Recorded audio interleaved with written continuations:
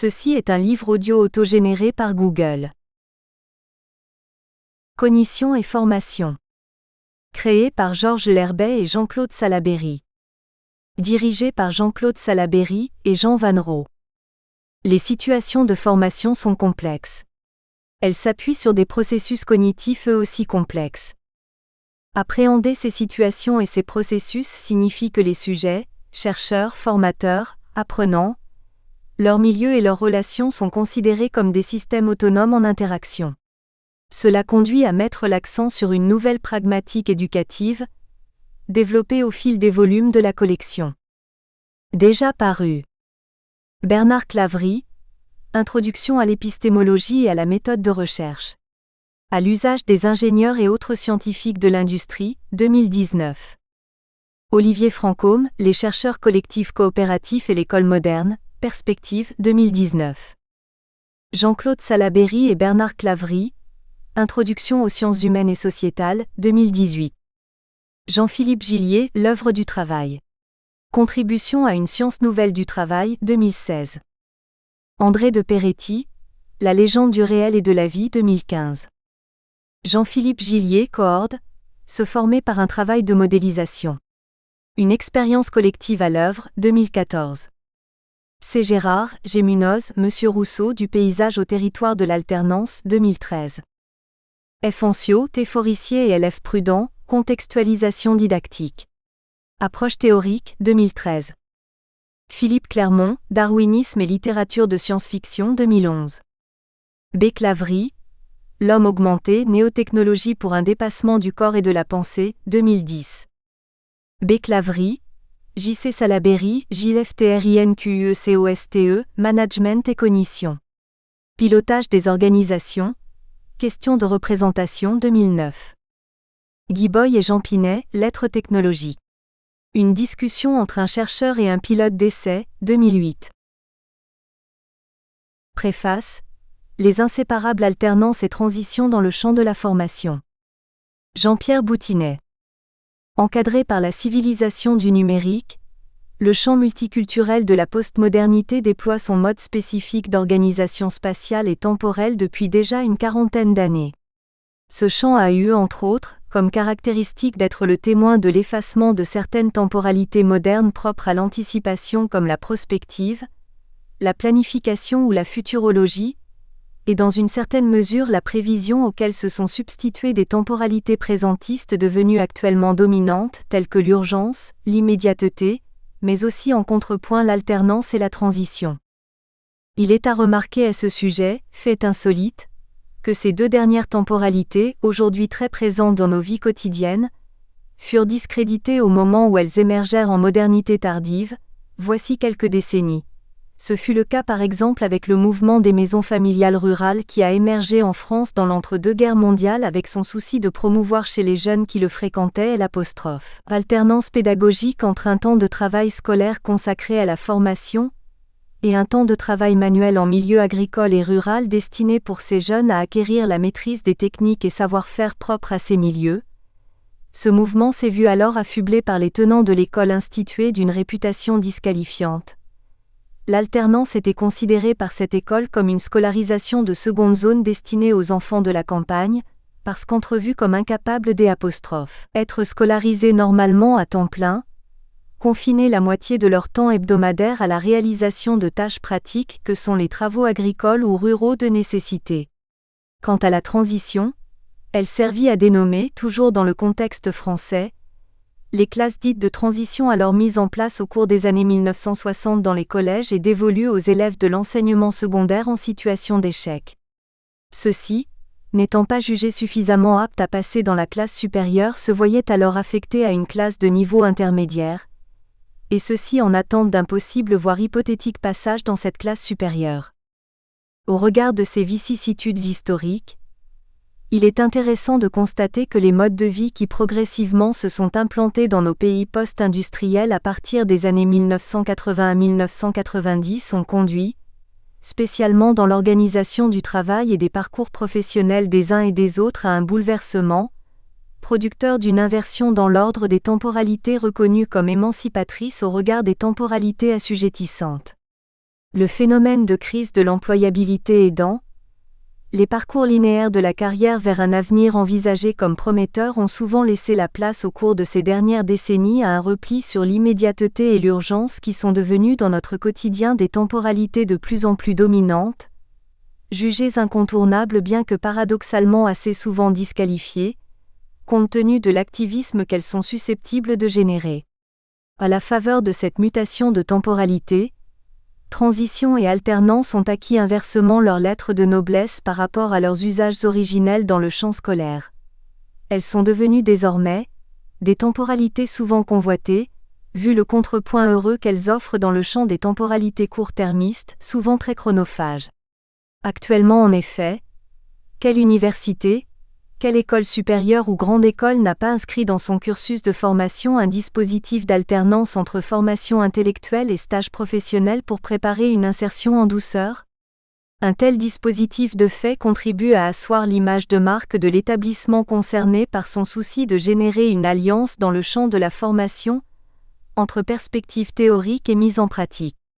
Le conseiller d'orientation, en situation d'entretien avec un jeune ou un adulte, n'est-il pas amené à questionner spontanément l'orientation de ce jeune ou de cet adulte lorsque celle-ci est pensée sur un mode par trop linéaire, pour lui préférer une orientation capable de ménager des transitions dans une société qui n'est plus adossée à l'exigence d'un parcours professionnel obsédé par la continuité ?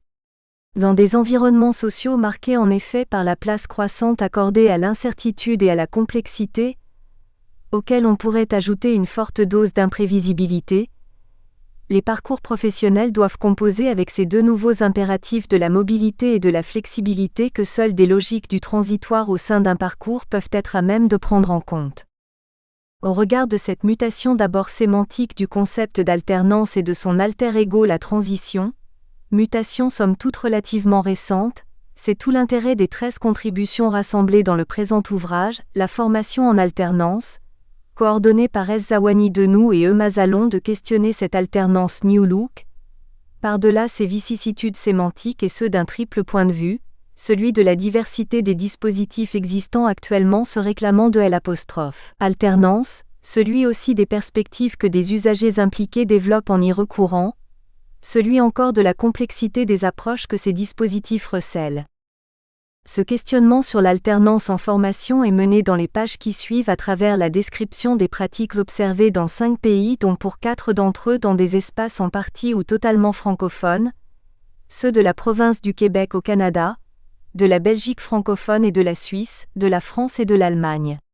La diversité des montages institutionnels promoteurs de l'alternance est bien mise en évidence par les dispositifs québécois ATE, alternance emploi-formation, qui se sont préoccupés depuis plusieurs dizaines d'années d'opérer un rapprochement entre les établissements de formation professionnelle et technique, FPT et les milieux de travail à l'instar du système dual allemand.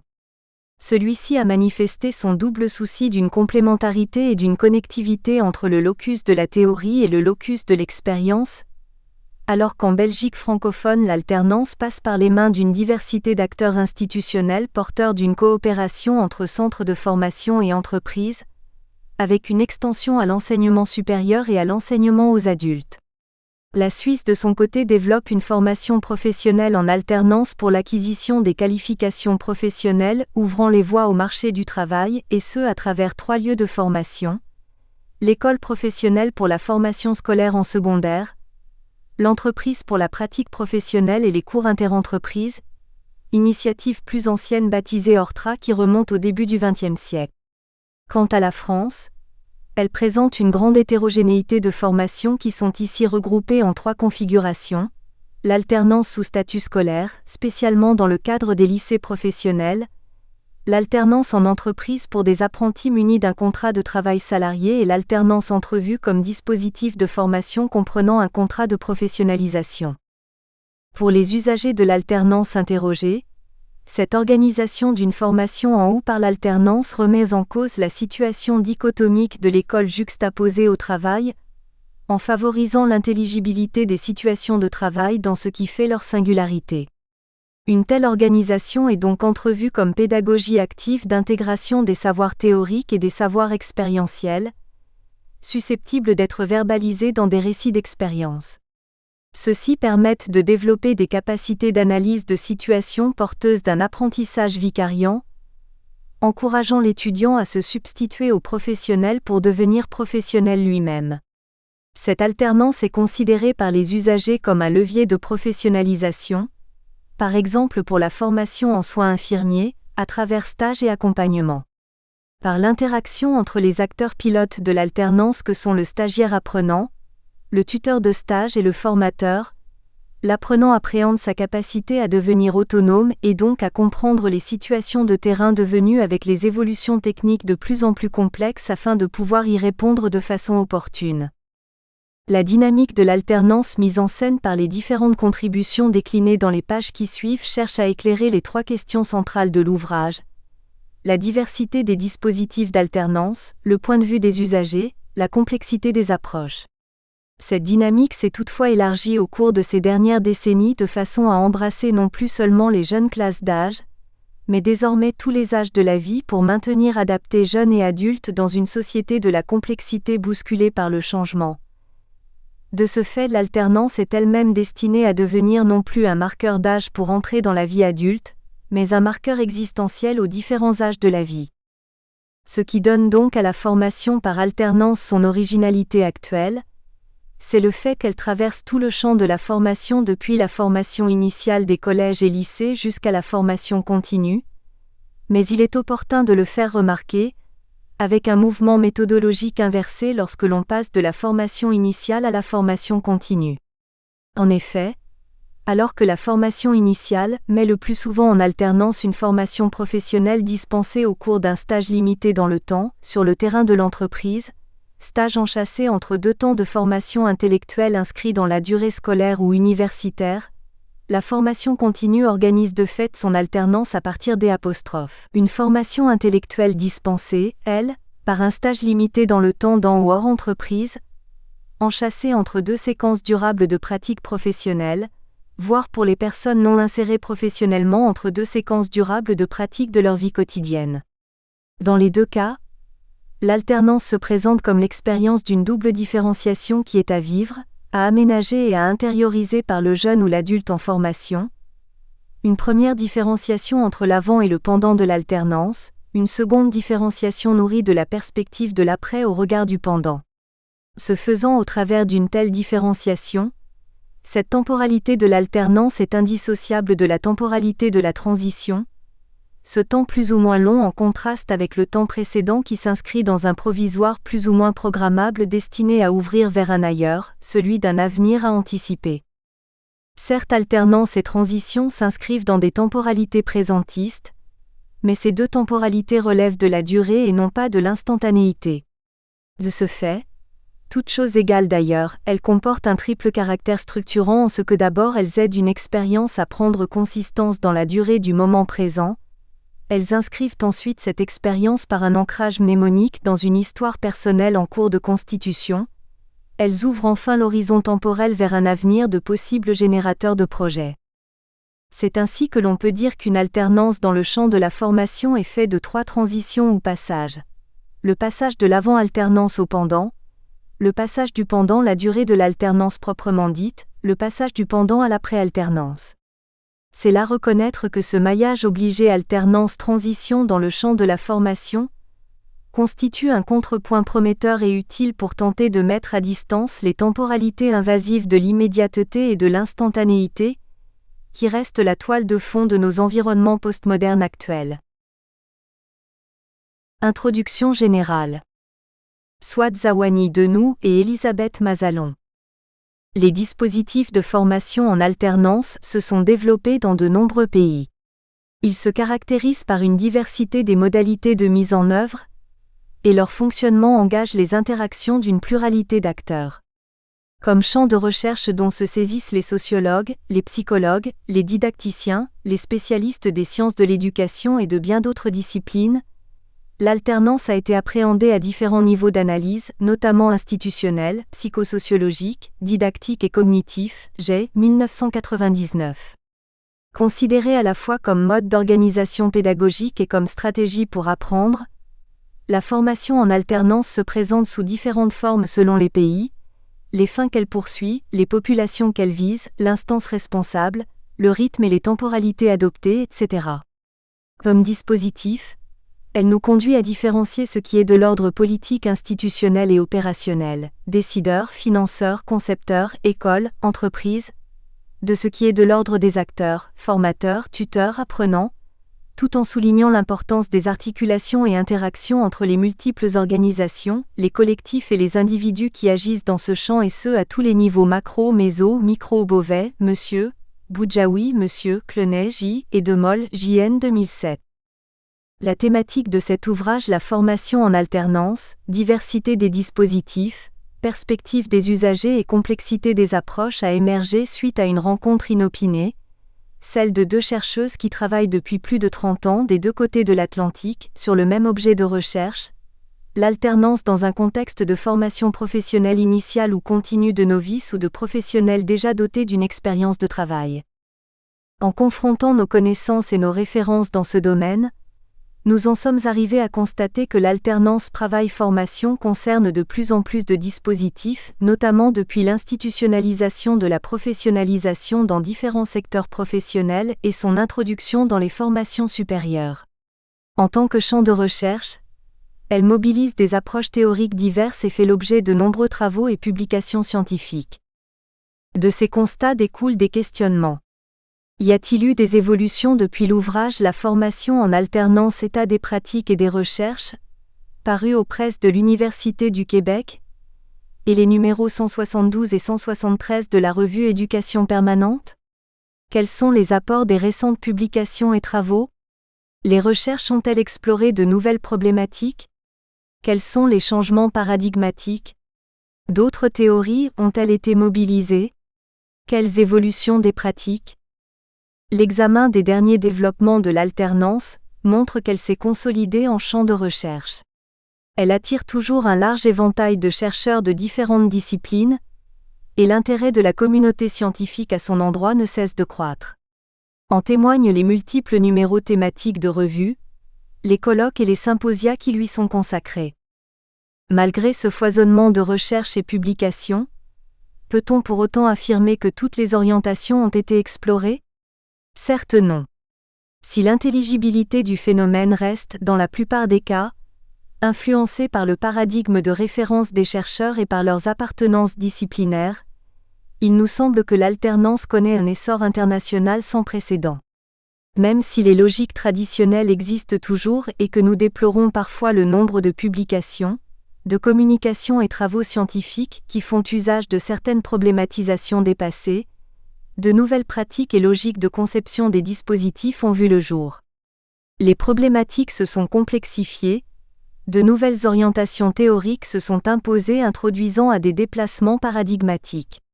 Par contraste avec les travaux où l'apprenant est mis en sourdine pour ne pas dire effacé, caché voire absent au profit de considérations relevant de la conception, de la qualité ou de l'efficacité au regard des volontés politiques et des attentes institutionnelles ou du marché, des approches antérieures se centrant sur l'apprenant se sont consolidées et d'autres, plus actuelles, ont émergé. Il en va ainsi des travaux de l'école de Tours, de ceux sur l'identité et leurs avancées, des approches didactiques et psychosociales. Des assises cultuelles et théoriques communes nous semblent alors indispensables pour appréhender le concept d'alternance dans un contexte où un consensus se dessine concernant la volonté des pouvoirs publics dans plusieurs pays de la développer en formation. Se focalisant sur les évolutions que connaît l'alternance tant du point de vue des pratiques que des recherches, cet ouvrage s'adresse autant aux formateurs, chercheurs, étudiants qu'aux décideurs politiques. Il a pour objectif de situer l'alternance dans un contexte sociopolitique international, de questionner les dispositifs au regard des attentes et pratiques des usagers, et finalement d'aborder les principales approches convoquées pour étudier l'alternance en formation. Les contributions de plusieurs chercheurs issus de différents pays permettent d'aborder les pratiques d'alternance dans des contextes socio-économiques et politiques divers et de conclure à l'instar de Agulon, 2000, que l'alternance en formation recouvre diverses pratiques qui changent notamment selon le contexte, les finalités et les populations visées. Ces textes donnent un aperçu du fonctionnement de ces dispositifs dans 5 pays et de plusieurs secteurs professionnels. Il donne à voir 4 manières de problématiser l'alternance empruntant chacune un cadre théorique, une démarche méthodologique et un regard qui lui est propre. Il fait également état de 4 principales approches régulièrement convoquées pour l'étude de l'alternance. 5 chapitres composent la première partie de cet ouvrage. Elle se consacre à la présentation de la spécificité des dispositifs de l'alternance dans différents pays. Elle engage une réflexion sur les facteurs et les contextes qui président à la mise en place des pratiques d'alternance, les finalités poursuivies, les modalités organisationnelles et pédagogiques ainsi que leurs effets sur les acteurs, en se focalisant sur les apprenants impliqués dans ces dispositifs. Le premier chapitre de Pierre Doré développe dans un premier temps un bref historique de l'alternance au Québec, en présente les modalités de fonctionnement et la structure et les modes d'accès au stage. Dans un deuxième temps, l'auteur porte une attention particulière au parcours des étudiants et à l'apport des stages en alternance sur la réussite scolaire et à l'insertion professionnelle des étudiants inscrits en formation technique. Il propose une analyse comparative entre les apprenants fréquentant un dispositif d'alternance et ceux participant à un dispositif classique afin de caractériser les parcours scolaires en amont et en aval. Les 2 chapitres suivants examinent les systèmes de formation professionnelle duale allemand et suisse, tant enviés et pris en exemple par de nombreux pays. Au-delà du descriptif de base du système dual allemand, dans le deuxième chapitre, Volker Bank s'appuie sur une analyse documentaire des textes administratifs et des entretiens menés dans le cadre d'une étude pilote auprès d'élèves apprentis, leurs instructeurs et leurs professeurs, pour valider l'une ou l'autre des 2 théories retenues par l'auteur. Il s'agit de la théorie de la complémentarité, Youngblood 1998, et de la théorie de la connectivité Griffiths et Gillet 2001, Gillet et Griffiths 2003, Tingala 2009. Pour lui, plus que les formes de l'organisation du système de dualité, ce sont les loci didactiques adoptés qui mènent à des résultats pertinents. Par conséquent, la question fondamentale est celle de la relation entre les 2 loci didactiques en présence, le locus de la théorie et le locus de l'expérience, correspondant simultanément très souvent à l'école et à l'entreprise. Il illustre ses propos par la présentation des résultats d'une recherche menée dans le cadre du groupe européen de recherche Convet. Yves Chauchard et Serge Chaubat, quant à eux, proposent une lecture ciblée des cours interentreprises dans la formation duale suisse. Ces auteurs nous rappellent que la formation professionnelle initiale en alternance est la voie privilégiée par les jeunes Suisses pour acquérir les qualifications ouvrant l'accès au marché du travail. Elle a la particularité de s'appuyer sur 3 lieux de formation. L'école professionnelle qui dispense la formation scolaire, l'entreprise formatrice où se développe la pratique professionnelle et les cours interentreprises. Ces derniers constituent le lieu de formation le plus méconnu que les auteurs nous font découvrir. Dans leur chapitre, les auteurs présentent les cours interentreprises organisés dans 5 dispositifs de formation en alternance en les décrivant sous l'angle de la durée, du contenu, des acteurs, du financement et de l'évaluation. Dans une perspective socio-économique, Joseph Pierson présente dans le chapitre 4 le système d'enseignement et de formation en alternance en Belgique. À partir de quelques éléments historiques, l'auteur soulève les enjeux de régulation et de gestion démocratique dans l'évolution du système de formation et d'enseignement en alternance. L'auteur conclut que cette évolution dans une perspective démocratique dépend de la capacité pour les différents acteurs institutionnels de poursuivre la construction des dispositifs, dans un souci de clarification et de simplification des parcours. Le dernier chapitre, écrit par des membres du CEREQ, de cette première partie présente le développement de l'alternance en France sous le thème d'un volontarisme sans cesse contrarié. S'appuyant sur un survey de 40 années de publication et des travaux du CEREQ, Damien Brochier, Jean-Paul Cadet, Samira Malawi, Emmanuel Kenson, posent un regard critique sur ce grand mouvement en faveur de l'alternance en formation en France. Dans un premier temps, ils mettent en évidence l'hétérogénéité en termes de dispositifs, alternance sous statut scolaire, apprentissage, contrat de professionnalisation, et de public visé, jeunes du secondaire, du supérieur, sortis du système scolaire et en quête d'une qualification. Et dans un deuxième temps, les auteurs montrent en quoi le mouvement en faveur de l'alternance reste relativement contrarié en France du point de vue des modalités de formation et d'insertion qui lui sont inhérentes. Peut-on penser l'alternance en dehors des rôles que jouent plus particulièrement les apprenants, les tuteurs et les formateurs académiques dans le développement des compétences ou des apprentissages? Qu'en est-il des enjeux de chacun de ces acteurs? La deuxième partie en se centrant sur les usagers, enseignants, formateurs, tuteurs, apprenants, dans différents secteurs, formation professionnelle, travail social, soins infirmiers, métiers de service, se propose d'éclairer ces questionnements. Elle est constituée de 4 chapitres. À partir de recherches menées sur différents terrains, les textes visent plus particulièrement la manière dont ces acteurs vivent l'alternance et la font vivre, en se focalisant sur les apprenants impliqués dans les dispositifs étudiés. Les réflexions portent sur l'expérience vécue, les activités mobilisées, les facteurs favorisant ou entravant l'apprentissage. Le chapitre 6 qui débute cette deuxième partie à partir d'une analyse détaillée des interactions verbales et non verbales impliquant des apprenants en formation professionnelle initiale. Laurent Filietta insiste sur les continuités qui peuvent exister lorsqu'on observe les pratiques réelles auxquelles les dispositifs de formation en alternance donnent lieu.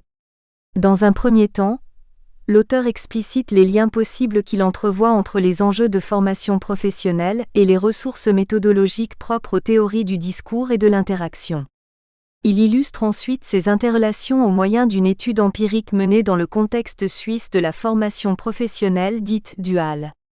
L'auteur s'attarde à montrer comment les pratiques locales de l'interaction verbale et non verbale permettent aux participants de reconfigurer et bien souvent d'intégrer les ingrédients habituellement à l'œuvre dans les dispositifs de formation fondés sur l'alternance.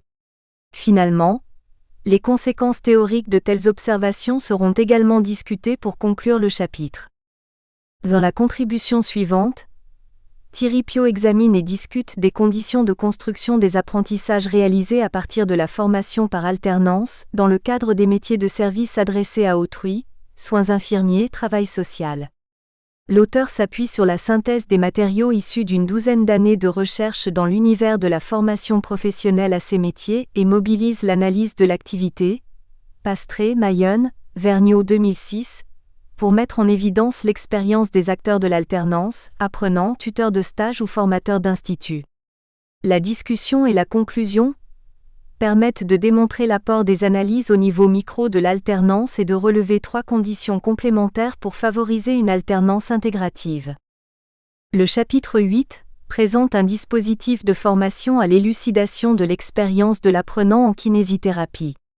Marie-Thérèse Froissart et Paul Olry mobilisent un cadre interprétatif de didactique professionnelle sur la base d'une méthode psycho-ergonomique, pour analyser un dispositif impliquant les kinésithérapeutes praticiens référents et les futurs professionnels qui jugent et argumentent les choix effectués dans les situations de stage en soins de kinésithérapie. Les auteurs relèvent que la démarche proposée en formation initiale, à travers un dispositif de croisement de la réflexion professionnelle, montre l'intérêt de la prise en compte de l'expérience de l'apprenant en situation de formation comme voie de développement professionnel des masseurs kinésithérapeutes, Mayonne 1999. Dans le chapitre 9 qui clôt cette deuxième partie, Delphine Lacombe et Jean-François Marcel privilégient plus particulièrement la période de stage de 3 étudiantes en soins infirmiers pour traiter de l'expérience dans sa proximité avec le développement professionnel. Les récits sont complétés par le point de vue des professionnels qui les accompagnent, tant à l'institut de formation que dans le service au sein duquel se déroule le stage. Leur analyse met en évidence la contribution de l'alternance au développement professionnel des étudiants sur les 2 volets qui le composent, la socialisation professionnelle et l'apprentissage. La 3e partie, composée également de 4 chapitres, ouvre un espace aux spécialistes adoptant différentes approches afin d'apporter des éclairages sur les idées défendues, les questions soulevées et les avancées significatives à partir de leur positionnement propre en accordant une place de choix aux apprenants. Mokhtar Kadouri reprend un texte qui a fait l'objet d'une publication dans la revue Éducation permanente, Kadouri, 2012. L'auteur s'intéresse au statut des écarts de l'alternance, mais sous un angle identitaire. Partant de l'hypothèse que loin de s'ériger en obstacle, les écarts des formations par alternance constituent, sous certaines conditions, une véritable opportunité structurante de l'apprentissage. À partir d'une réflexion théorique alimentée par l'observation d'un certain nombre de pratiques d'alternance, et enrichie par la consultation de nombreux travaux de recherche, l'auteur met à l'essai son hypothèse. Mokhtar Kadouri conclut que les écarts sont non pas conjoncturels, mais fondamentalement structurels. Ce constat conduit au rejet de la seule posture gestionnaire de l'alternance au profit d'une posture compréhensive qui vise à potentialiser les effets formateurs des écarts. Laurent Veillard, dans le 11e chapitre, propose de tirer un bilan des travaux d'orientation didactique sur l'alternance. L'angle retenu pour réaliser cette revue issue des littératures francophones et anglophones est la façon dont la rupture entre ces deux lieux d'apprentissage est traitée sur le plan didactique. L'auteur distingue donc trois approches. La stratégie d'orientation intégrative, l'approche disruptive et finalement l'alternance connective selon que cette rupture est envisagée comme une opportunité d'apprentissage à exploiter, ou à l'inverse comme une difficulté qu'il faut parvenir à réduire. À l'issue de ce portrait, l'auteur conclut qu'il est important de parler d'une didactique de l'alternance au singulier, mais que bien souvent de nombreuses formations en alternance manquent d'une réelle réflexion didactique et de pratiques formatives permettant de mieux tirer parti de cette modalité de formation. Mayonne, 2012, Tillman, 2012. Dans le chapitre 12, Catherine Guillaumin expose l'approche de l'école de Tours. Il s'agit d'un dispositif pionnier de la pédagogie universitaire de formation par alternance, développé par les enseignants-chercheurs de l'Université de Tours. L'auteur explicite l'intention qui préside à son émergence et les transactions institutionnelles qui permettent la longévité du dispositif au regard de ses ancrages fondamentaux: production de savoir et d'expérience, émancipation, coopération et accompagnement. L'auteur démontre que l'alternance est d'abord une stratégie, une démarche pédagogique conduisant en formation un apprenant qui a des questions à poser. Alors seulement interviennent des apports théoriques, permettant de trouver des réponses. Méthode active d'apprentissage pour ceux qui s'y engagent. Apprenants, tuteurs, enseignants-chercheurs. Elle favorise des transactions biocognitives émancipatrices. Pinault et Legrand, 1996, chez l'acteur devenant auteur d'une production de savoir, le mémoire universitaire. Pour clore cet ouvrage, le chapitre 13 de Souad Zawani Denou et Elisabeth Mazalon examine la pertinence de l'approche psychosociale pour l'étude des dispositifs de formation en alternance. Les auteurs poursuivent l'objectif de mettre en lumière la manière dont la psychologie sociale permet d'affiner la connaissance des processus en jeu dans l'alternance. Parmi les concepts psychosociaux convoqués pour l'étude des formations en alternance, on retrouve entre autres la catégorisation, les interactions, la communication, la construction du soi professionnel ainsi que les représentations et l'identité. La contribution traite plus particulièrement des deux grands types de processus prédominants que sont les représentations sociales, l'identité ou la construction de soi. Sont aussi évoquées les théories et recherches qui appréhendent l'alternance en tant qu'espace-temps aménagé de transition professionnelle. Zawani Denou, 2005. Première partie: diversité des dispositifs. Chapitre 1: Alternance travail-études, entre politique éducative et parcours scolaire. Pierre Doré. Introduction. Comme dans de nombreuses sociétés, les politiques gouvernementales du Québec ont cherché à modifier les rapports entre les établissements de formation professionnelle et technique, FPT, et les milieux de travail avec l'objectif de rapprocher les deux types d'organisations jugées trop éloignées. L'alternance travail-études, ATE, est alors apparue comme un des outils possibles permettant cette articulation plus étroite. Notre propos consiste à saisir les conditions et les facteurs qui sont intervenus pour rendre légitime ce rapprochement éducation-économie, à l'image de la mise en œuvre en Allemagne du dual system dont les vertus du point de vue de la qualité de la main-d'œuvre formée et de l'insertion professionnelle sont largement diffusées. Dans un premier temps, nous reprenons les principales modalités de l'institutionnalisation de l'ATE au Québec au cours des 30 dernières années, ce qui permet de saisir les modalités de son fonctionnement qui structurent les modes d'accès au stage et la morphologie des parcours scolaires, largement construits en fonction des possibilités et contraintes institutionnelles et organisationnelles. Doré, 2011 et 2013. Dans un second temps, nous portons notre attention sur les parcours étudiants. Cette analyse compare les personnes qui ont participé à un stage en ATE et d'autres qui ne l'ont pas fait. Cela nous permet de savoir si les personnes qui s'inscrivent en ATE ont des parcours scolaires différents des autres étudiants en aval de leur participation. Nous tenons aussi compte des parcours scolaires des étudiants en amont, et de l'effet des ancrages sociaux sur l'accès à un stage ATE et sur leur parcours scolaire ultérieur. 1. L'institutionnalisation de l'alternance. La formation en ATE s'est institutionnalisée en formation technique au cours des années 1980 et surtout 1990.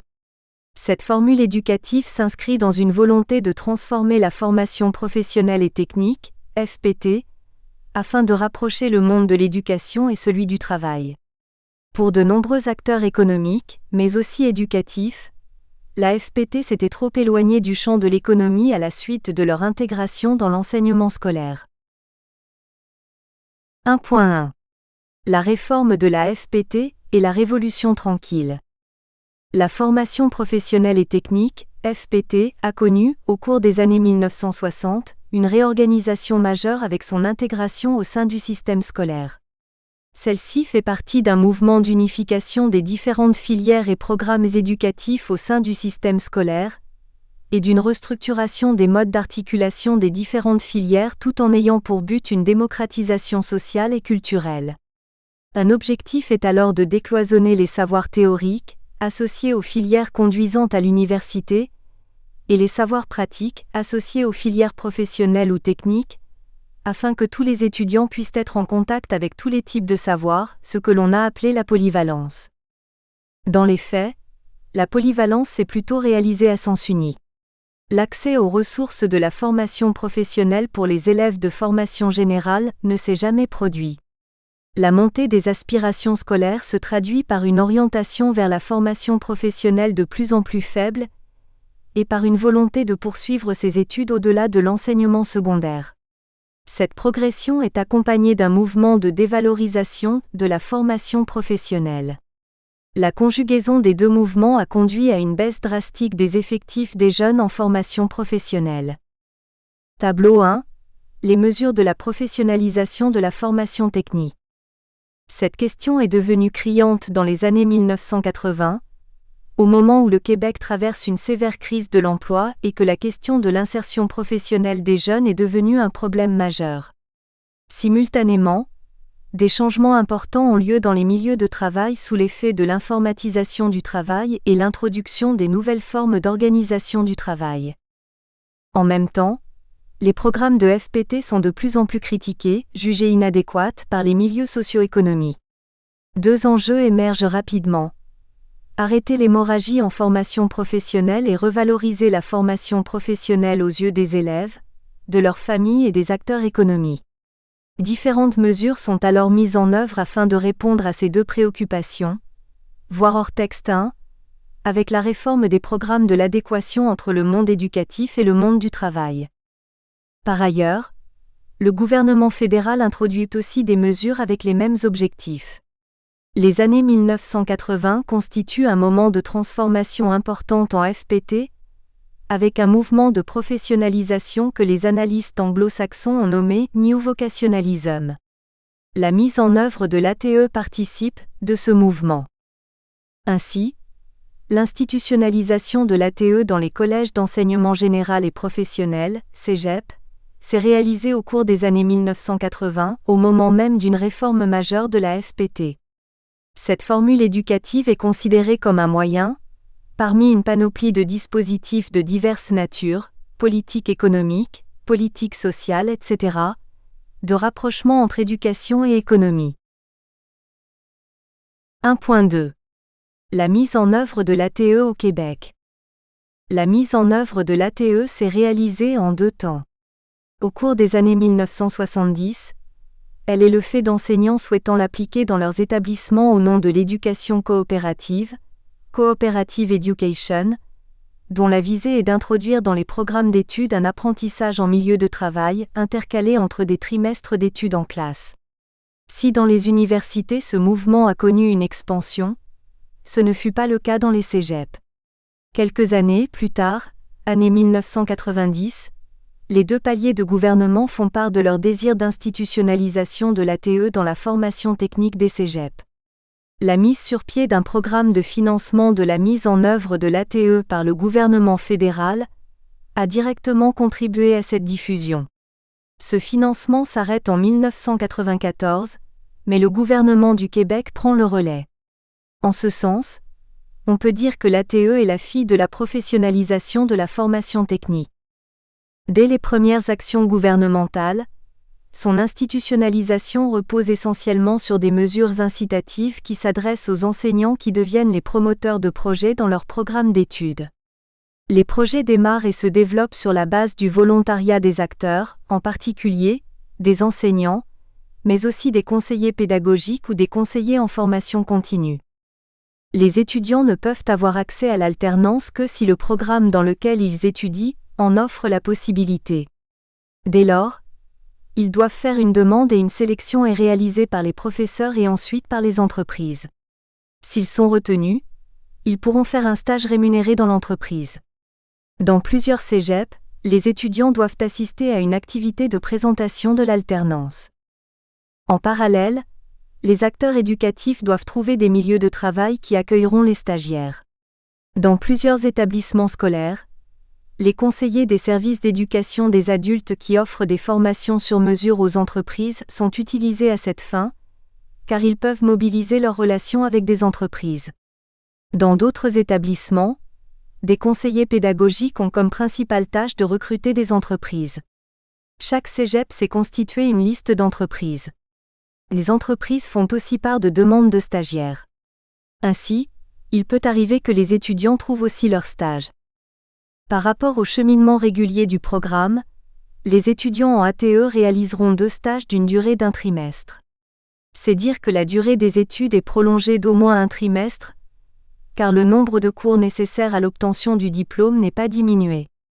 Indiquons finalement que la participation à un projet d'alternance est reconnue officiellement, car mentionnée dans le relevé de notes.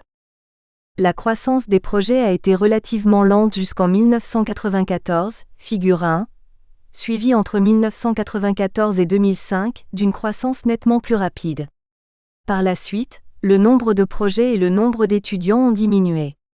En 2012, 2780 étudiants de la formation technique avaient participé à 251 projets présents dans 78 différents programmes de formation. Figure 1 évolution du nombre d'étudiants inscrits en alternance travail-études et du nombre de projets d'alternance dans les cégeps du Québec de 1990 à 2013. Source: Ministère de l'Éducation du Québec. Voir aussi http://inforoute.fpt.org/at/statistique/.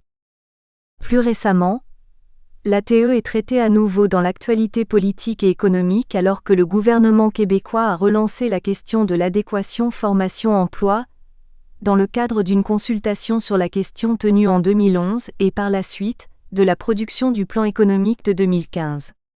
La thématique d'ensemble des politiques de main-d'œuvre est l'amélioration de la performance du marché du travail.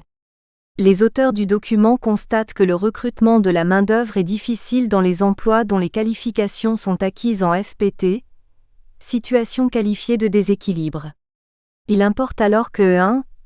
Les travailleurs aient accès à une formation mieux adaptée à la réalité des entreprises. 2. Le recours au stage soit privilégié, ce qui permettra aux salariés d'être plus rapidement autonomes en emploi. Et 3. La participation de la main-d'œuvre soit optimisée, et baissant. La thématique se décline en 2 grands objectifs. Améliorer l'adéquation formation-emploi et augmenter le nombre de travailleurs disponibles, entre autres par une meilleure intégration des personnes immigrantes.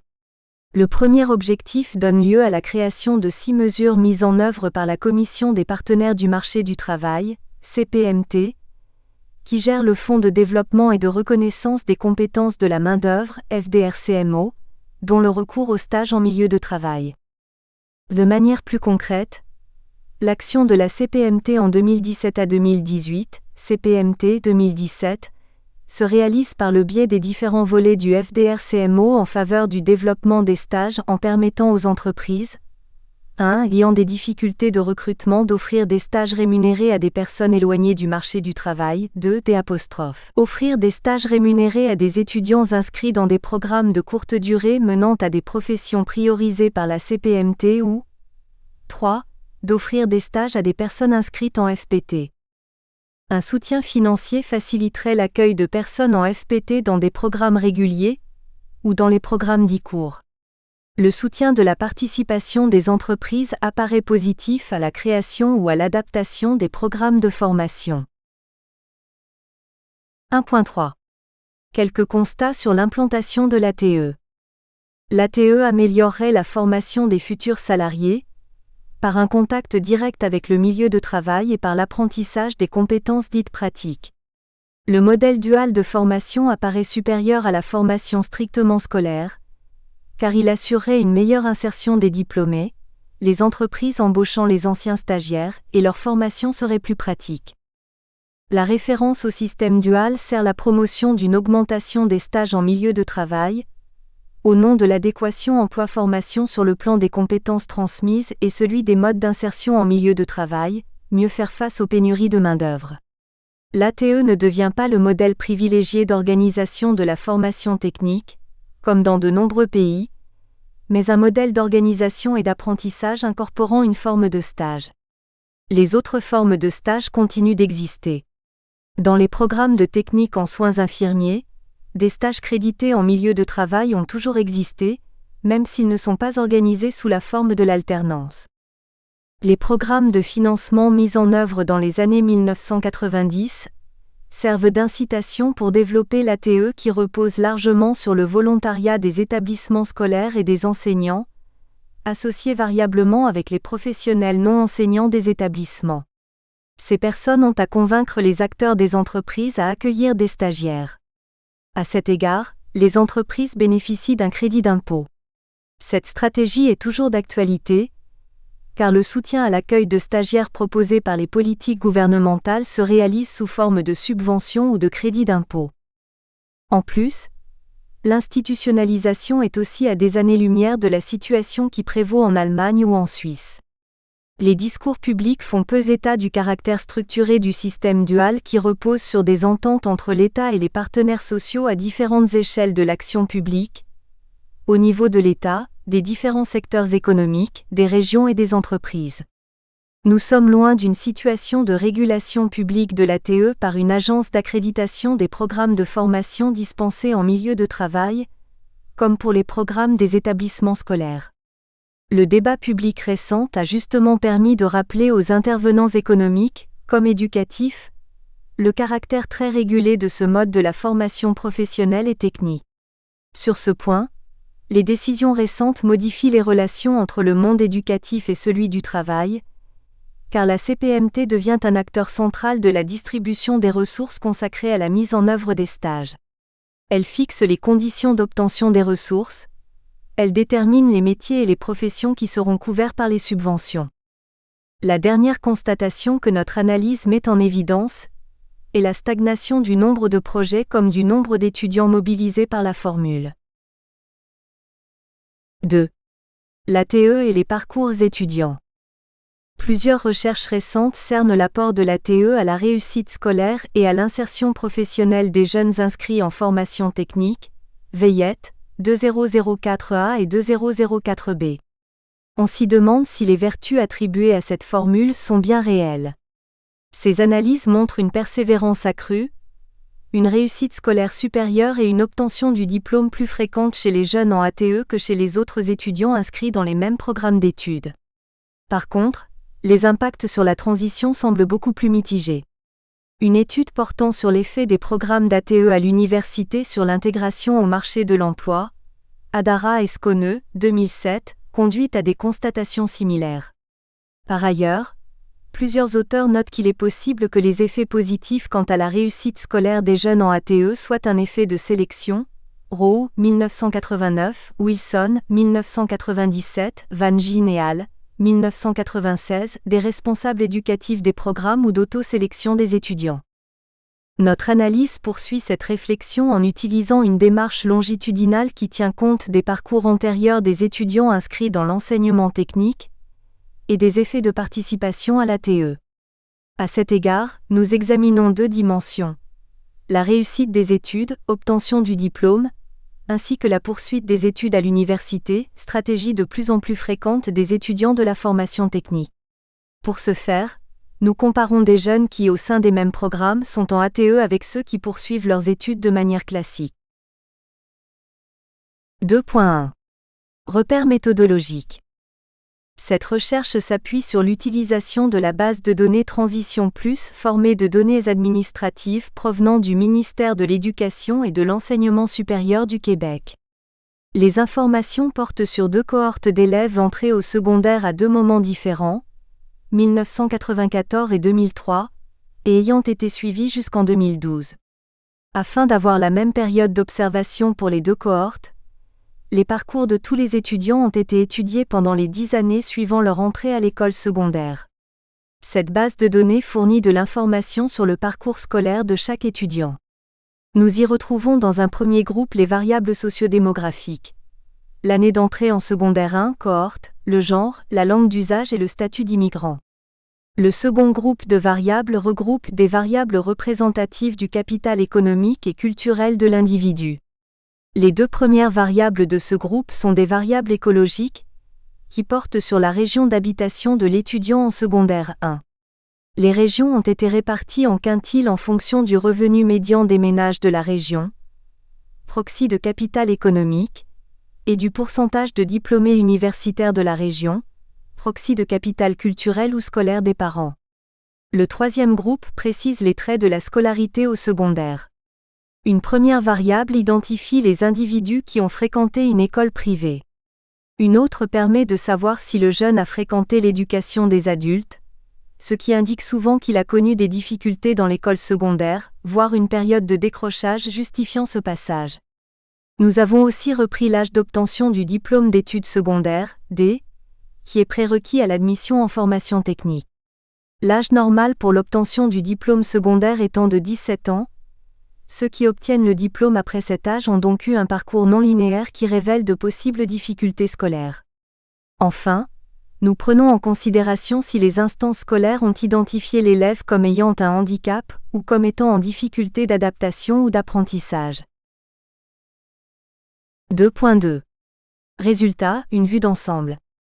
La figure 2 reprend de manière synthétique les parcours des étudiants selon qu'ils ont suivi leur programme sous le mode de l'alternance ou non.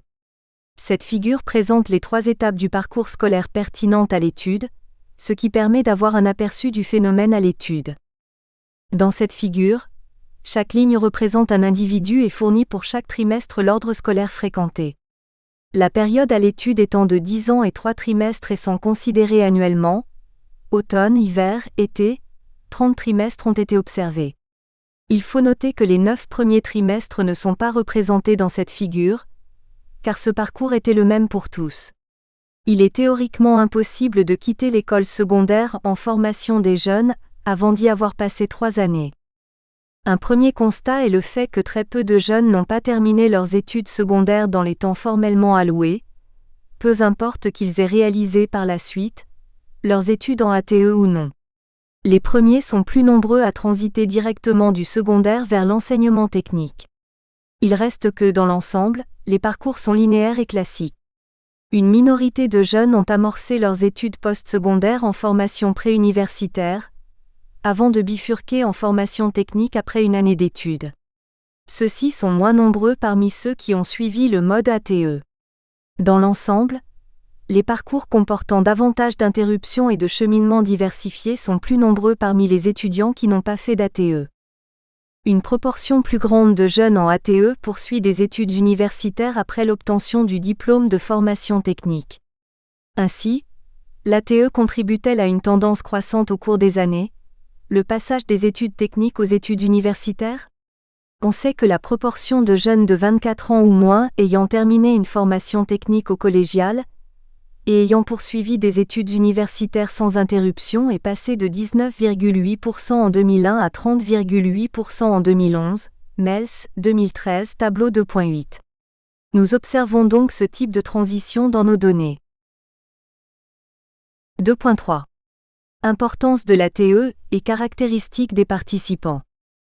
Au cours de la période de 10 ans suivant l'entrée au secondaire, 28,5% des étudiants de notre base de données ont été inscrits dans un programme de formation technique, cette proportion étant un peu plus élevée pour la cohorte de 1994, 30,3% que pour la cohorte de 2002, 26,7%.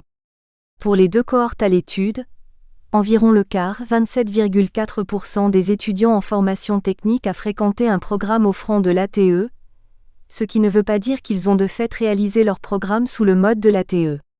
Parmi ceux ayant fréquenté un programme offrant l'ATE, 36,8% y ont effectivement participé. Ainsi, l'ATE concerne 10,3% de tous les étudiants ayant fréquenté un programme de formation technique. C'est dire que la proportion d'étudiants en alternance est minime par rapport à l'ensemble des étudiants de l'enseignement technique. Même par rapport au programme qui offre cette possibilité, nous constatons qu'un peu plus du tiers seulement participe à l'ATE. Le tableau 2 fournit des informations pour les étudiants ayant fréquenté un programme offrant l'ATE.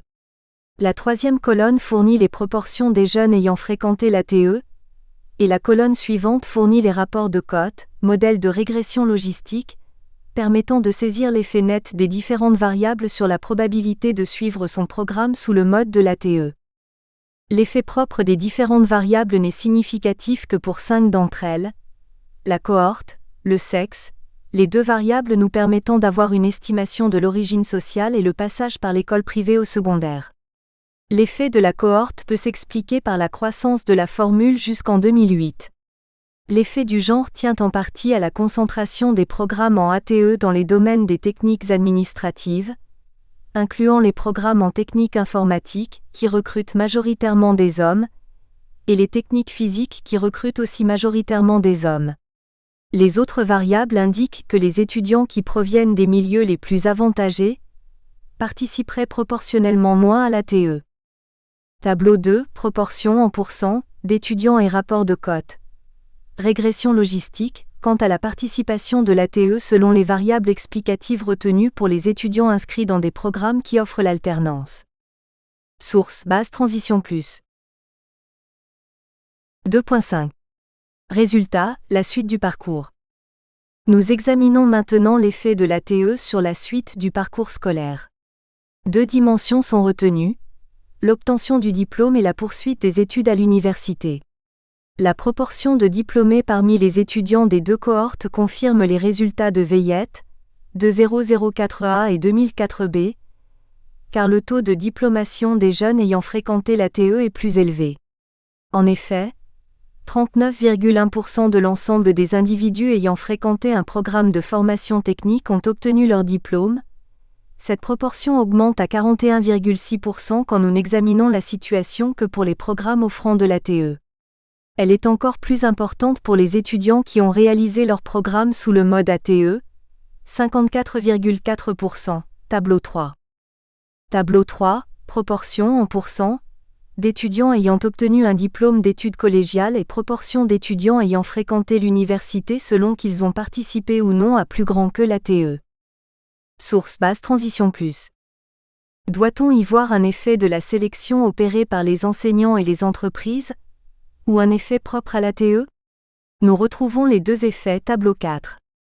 D'une part, la participation à l'ATE augmente la probabilité d'obtenir son diplôme en comparaison des étudiants qui n'y participent pas.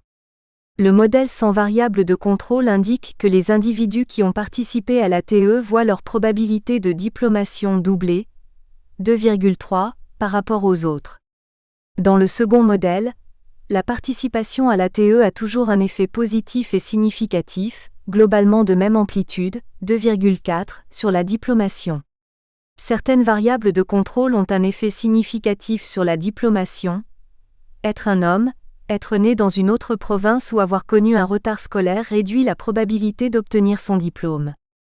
Tableau 4, régression logistique portant sur l'obtention du diplôme d'études techniques et sur l'accès à l'université. Par ailleurs, 27,6% des individus ayant fréquenté l'enseignement technique ont poursuivi leurs études à l'université. Ce pourcentage est plus élevé pour ceux ayant participé à l'ATE, 30,9%, que pour les autres, 25,7%. Les rapports de cotes révèlent que la participation à l'ATE augmente la probabilité d'accéder à l'université d'environ 30%. Par ailleurs, on observe aussi que les hommes ont une plus faible probabilité de fréquenter l'université que les femmes, tout comme les individus ayant fréquenté l'éducation des adultes au secondaire ainsi que ceux ayant obtenu leur diplôme secondaire après 17 ans. Ceux ayant fréquenté l'école privée au secondaire ont plus de chances de fréquenter l'université.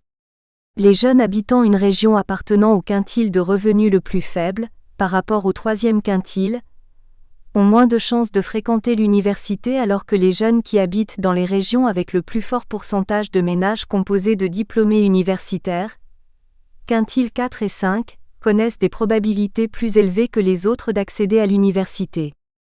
Puisque les jeunes ayant fréquenté l'ATE sont proportionnellement plus nombreux que les autres à obtenir leur diplôme, et que de fait, l'obtention du diplôme d'études techniques agit comme une dimension nécessaire à l'entrée à l'université, il est possible que le plus grand accès à l'université des jeunes ayant fréquenté l'ATE ne s'explique que par le fait qu'ils sont plus nombreux à avoir obtenu leur diplôme. Conclusion. L'ATE a connu une institutionnalisation avec le mouvement de professionnalisation de la formation professionnelle et technique, amorcé au milieu des années 1980, qui a transformé en profondeur la FPT, tant en formation. Nous espérons que vous avez apprécié cet aperçu. Pour continuer à écouter ce livre audio sur Google Play Livres, utilisez le lien dans la description de la vidéo.